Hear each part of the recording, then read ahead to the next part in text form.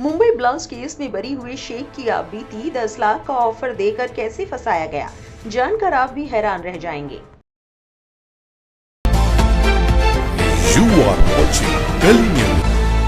साल 2006 के Mumbai train blast case में बॉम्बे हाई कोर्ट ने स्पेशल टाडा कोर्ट द्वारा सभी 12 दोषियों को बरी कर दिया है। रिहा किए गए लोगों में से एक नाम मोहम्मद अली शेख का भी है। शेख जेल से छूटकर अपने घर मुंबई के गोवंडी आ गए हैं। उन्होंने मीडिया से बातचीत में खुद को फंसाने की कथित साजिश के बारे में बताया है। 21 जुलाई को बॉम्बे हाई कोर्ट ने मुंबई लोकल ब्लास्ट केस में सजा पाए सभी लोगों की ऑनलाइन पेशी हुई और सुनवाई के दौरान उनको बरी होने की खबर मिली। टाइम्स ऑफ इंडिया की एक रिपोर्ट के मुताबिक मोहम्मद अली शेख ने बताया कि उन्हें 21 जुलाई की शाम को नागपुर जेल से रिहा कर दिया गया और 22 जुलाई की सुबह वो मुंबई स्थित अपने घर के लिए रवाना हो गए। मोहम्मद अली शेख ने खुद को बेकसूर बताते हुए मामले की जांच कर रही एटीएस पर गंभीर आरोप लगाए हैं। उन्होंने कहा, हमें झूठे मामलों में फंसाकर प्रताड़ित और अपमानित किया गया। यहाँ तक कि एक एटीएस अधिकारी ने मेरे 11 साल के बेटे को भी थप्पड़ मारा था। एटीएस अधिकारी मेरे घर आते और मेरे परिवार को परेशान करते। उन्होंने मुझे बंदूक की नोक पर धमकाया और सरकारी गवाह बनने को कहा। इसके लिए उन्होंने मुझे 10 लाख रुपए, दुबई में नौकरी और 10,000 मासिक खर्च देने का भी वादा किया, लेकिन मैंने इस ऑफर को ठुकरा दिया क्योंकि हम निर्दोष थे। मुंबई ब्लास्ट 2006 की जांच कर रही एटीएस ने दावा किया था कि एक पाकिस्तानी व्यक्ति मोहम्मद अली शेख के घर पर आया था और उसने बम बनाए थे, जिन्हें 11 जुलाई 2006 को ट्रेनों में लगाया गया था। शेख के एक रिश्तेदार ने बताया, ये सारे आरोप झूठे थे। उन्होंने हमारी छवि खराब की और शेख को गिरफ्तार करके हमारे परिवार को बर्बाद कर दिया। नागपुर जेल शिफ्ट होने से पहले शेख ठाणे जेल में बंद थे। इस दौरान उनके भाई मुनव्वर का इंतकाल हो गया, जिसके बाद उन्होंने पैरोल के लिए आवेदन किया था, लेकिन उसे अस्वीकार कर दिया गया था।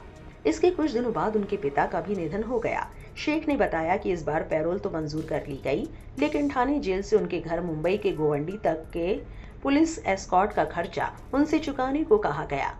पुलिस एस्कॉर्ट का खर्च 1,70,000 रुपए था।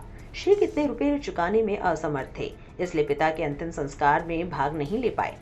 इस मामले को लेकर सोशल मीडिया पर आवाम का क्या रिएक्शन है, आइए देखते हैं। रिजवान अहमद नाम के एक एक्स यूजर ने पूछा, कौन लौटाएगा 19 साल?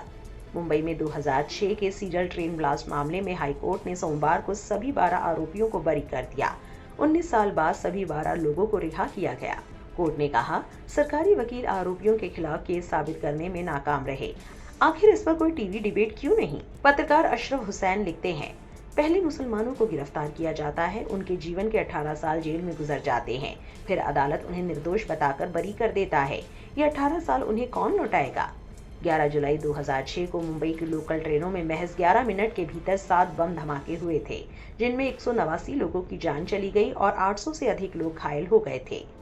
देश भर में गम, गुस्सा और सदमे की लहर दौड़ गई थी। सरकार और जांच एजेंसियां तुरंत हरकत में आई और कुछ ही समय में 13 लोगों को इस हमले के आरोप में गिरफ्तार कर लिया गया। इन पर आतंकवाद, साजिश और देश के खिलाफ युद्ध छेड़ने जैसे गंभीर आरोप लगाए गए।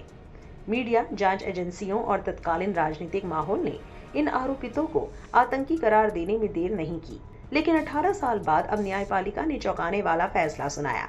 सभी आरोपितों को अदालत ने दोषमुक्त घोषित कर दिया। बॉम्बे हाईकोर्ट ने अपने फैसले में कहा कि अभियोजन पक्ष द्वारा पेश किए गए सबूत अधूरे, संदिग्ध और कई मामलों में असंगत है। आरोपितों के खिलाफ कोई ठोस वैज्ञानिक या प्रत्यक्ष सबूत मौजूद नहीं था। कई गवाहों के बयान आपस में मेल नहीं खाते थे और कई को दबाव में बदलवाया गया था। इन 18 वर्षों में जिन लोगों को आतंकवादी कहकर जेल में डाला गया, उन्होंने अपनी जिंदगी के कीमती साल सलाखों के पीछे गुजारे। समाज में बदनामी झेली, परिवार टूट गए, रोजगार छिन गया, मानसिक और शारीरिक यातनाएं झेली, कई बार 3rd डिग्री टॉर्चर की भी शिकायतें आई।